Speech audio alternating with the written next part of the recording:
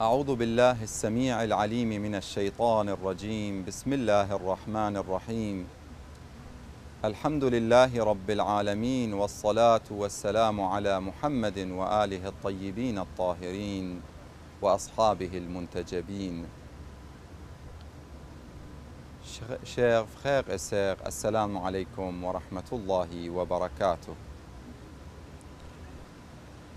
Aujourd'hui, on va continuer notre sujet sur la prière et l'importance de la prière. C'est le moyen des amoureux. Les amoureux d'Allah subhanahu wa ta'ala aiment la prière parce que c'est le moyen par lequel ils peuvent parler avec leur Seigneur, avec Allah subhanahu wa ta'ala. Vous voyez, on a deux méthodes pour avoir la relation avec Allah subhanahu wa ta'ala. Une fois on écoute Allah subhanahu wa ta'ala, et ça c'est par le Coran. Le Saint-Coran, c'est la parole d'Allah subhanahu wa ta'ala, par laquelle on écoute Allah, et on aura le plaisir d'écouter Allah par le Saint-Coran. Et aussi on peut parler avec notre Dieu, avec notre Seigneur, et ça c'est par la prière.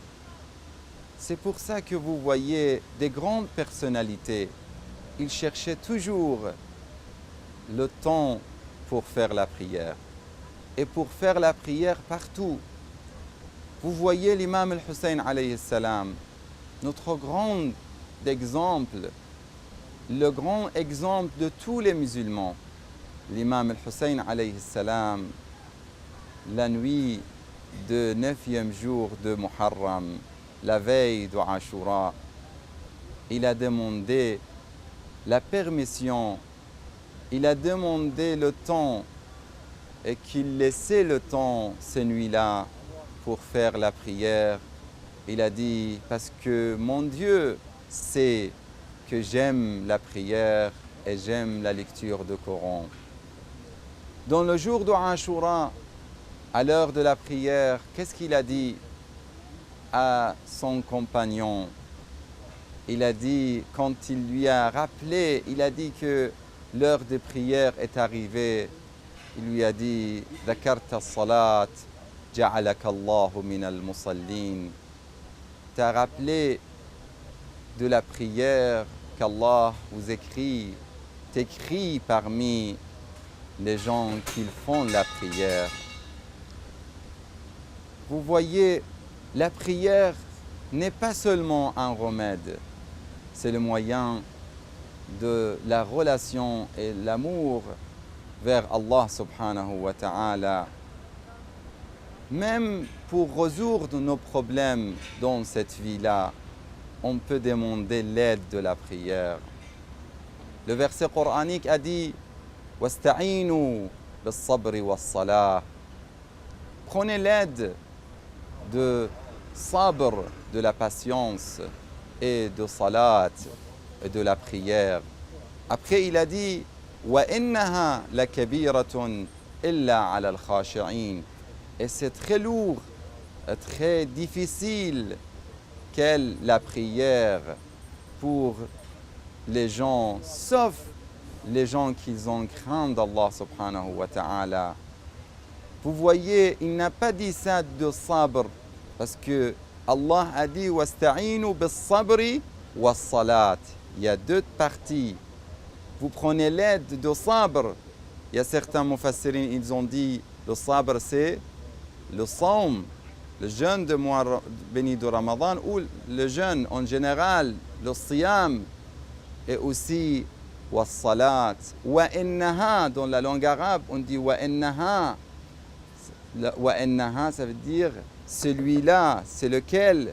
C'est la prière. La kabiratun illa ala al-khashi'in. C'est très grand, c'est très lourd, c'est très difficile de prendre l'aide de la prière.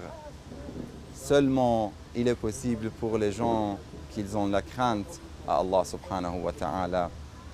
Après, vous voyez que les grands ulama, les grands savants, ils nous donnent l'exemple de ça. Un jour, un jeune est venu vers Ayatollah al-Isfahani.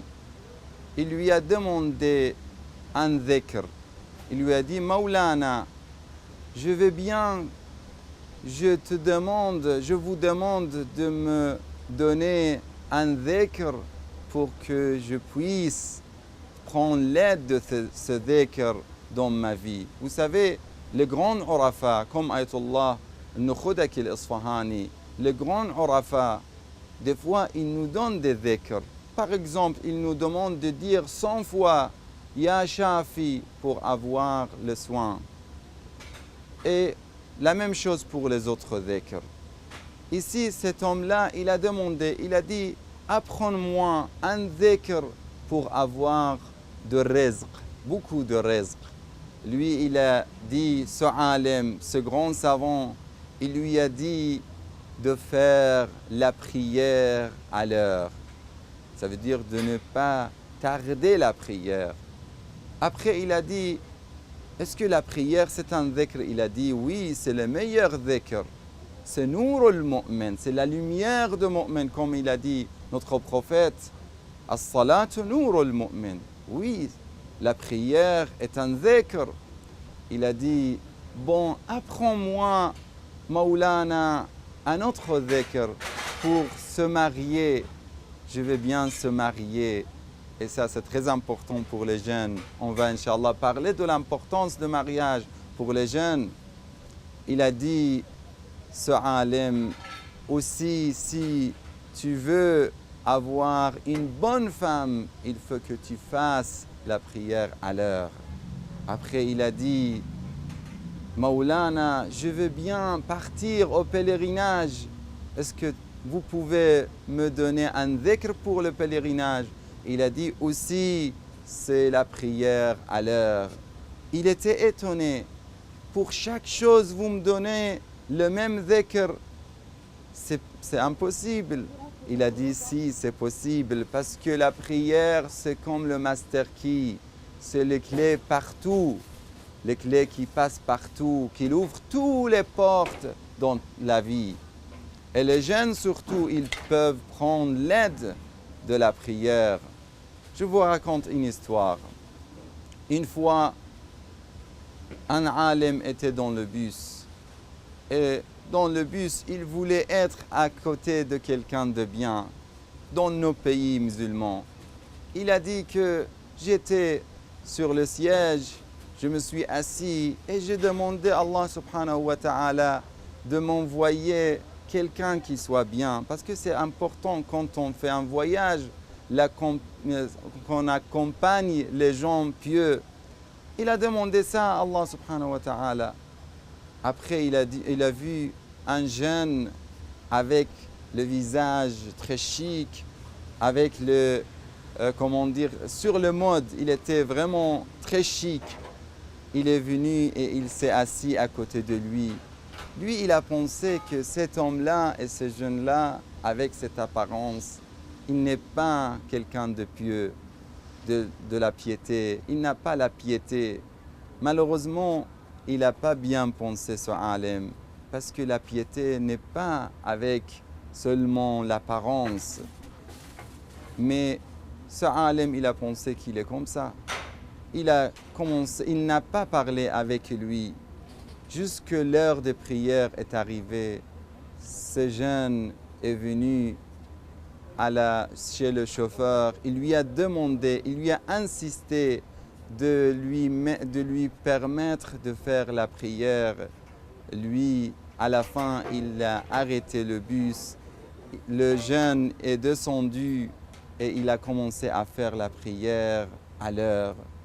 Quand il est revenu dans le bus, ce savant, il a commencé à parler avec ce jeune-là.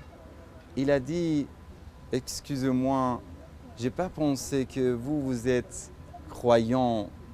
Il a dit, pourquoi? Pour mon apparence. Ne prenez pas les choses avec l'apparence. Il a dit, comment vous avez insisté, même moi que je suis un cheikh, un savant, je n'ai pas insisté comme vous pour la prière. Comment vous avez fait ça? Il a dit, j'ai une histoire. J'étais étudiant ici en France. Il était ici en France, cet étudiant. J'étais étudiant en France et j'étais dans le bus. Et j'étais en train d'aller pour faire le dernier examen à la fin d'année. Et c'était la dernière année que je voulais rester en France. Et après ça, je voulais prendre le diplôme. Après, j'ai vu que le chauffeur de bus a arrêté le bus. Je lui ai demandé qu'est-ce qui se passe. Il m'a dit parce qu'on a tombé en panne. Il a dit mais c'est impossible. Je vais rater mon examen, je ne vais pas avoir le diplôme. J'étais énervé. Qu'est-ce que je peux faire maintenant? Il a dit on ne peut rien faire, on va attendre. Après, il a fait le doua. Il a commencé à réfléchir. Il s'est rappelé que sa grand-mère, chaque fois qu'elle était dans les obstacles, elle disait « Ya sahib al-zaman ». Il a dit « Oh sahib al-zaman de ma grand-mère, aide-moi. Je ne te connais pas, mais je sais que ma grand-mère demandait l'aide d'Allah par toi et grâce à toi. Aide-moi ». Ici, il a dit, j'ai vu tout d'un coup quelqu'un qui est venu, il a parlé avec le chauffeur, il a dit, essaye et le bus va marcher. Lui, il a allumé le bus et le bus était allumé. Il était étonné, le chauffeur. Après, cette personne-là a parlé avec moi, il a dit, j'ai fait ce que tu m'as demandé, mais maintenant, il faut que tu fasses ce que Allah t'a demandé. Et lui, il a dit, de ce jour-là, je n'ai pas raté la prière à l'heure. Même il avait demandé à l'imam al-Mahdi, il avait demandé, si tu m'aides dans cette situation, je vais faire la prière à l'heure. Et l'imam al-Mahdi lui a aidé. Et grâce à lui, et grâce à la prière à l'heure, lui, il a résolu son problème. Vous voyez, mes frères et sœurs, surtout les jeunes, il faut avoir la bonne relation avec Allah subhanahu wa ta'ala et ça par la prière. Derrière moi, vous voyez, il y a le Tour Eiffel. Il y a beaucoup de gens et il y a beaucoup de jeunes. Ils pensent à venir pour voir le Tour Eiffel. C'est bien peut-être de voir, de visiter, de voyager. Mais il y a un grand savant, il est venu ici à Paris. Les entourages et les compagnons et les amis de ce savant, ils ont insisté à ce savant pour venir ici sur le Tour Eiffel, pour monter le Tour Eiffel. Et lui, après tout ça, il a accepté, il est venu. Il a dit, c'est bien de voir ce qu'on fait dans cette vie-là, comment l'être humain, il peut faire de grandes choses. Il est monté sur le dernier étage. À la fin, là-bas, il a dit, est-ce que je peux faire 2 rak'ah de la prière pour Allah subhanahu wa ta'ala? Ils ont dit, c'est pas possible, c'est pas l'endroit. Lui, il a dit, je veux que cet endroit-là soit le témoin, le jour de jugement, que j'ai fait 2 rak'ah pour Allah subhanahu wa ta'ala dans un endroit que personne n'a fait la prière. Vous voyez comment il regarde. La prière n'est pas seulement dans la mosquée. Il faut faire la prière partout. Il faut vraiment penser à être proche d'Allah subhanahu wa ta'ala, même si on est sur le Tour Eiffel. Wa sallallahu ala Muhammadin wa alihi tayyibin at-tahirin. Wassalamu alaykum wa rahmatullahi wa barakatuh.